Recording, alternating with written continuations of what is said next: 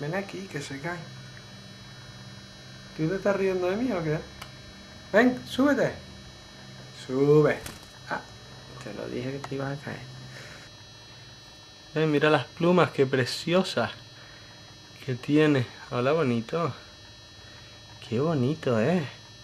Es como rosado, rojo, color melocotón. Por aquí debajo. Tiene un pico súper, súper afilado. Se le ve muy duro. Me podría hacer daño. Y no lo hace porque es muy cariñoso, por lo que se parece, ¿verdad? Y que te caes, gordo. ¿Eh? ¿Y aquí? ¿Mm? ¿Ven?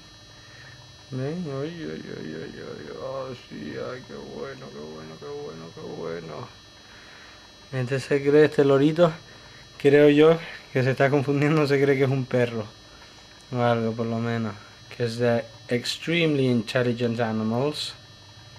They're very loving and tender, like you can see. ¿Verdad que tú eres muy cariñoso? ¿Verdad que sí? ¿Verdad que sí? ¿Eh? These are awesome. Hola. Ay, mira, te voy a dormirito. Acariciarte mejor. Ay. Ay. Un besito. Súbete. Pues se acabó. A ver. Nada. Hasta otra.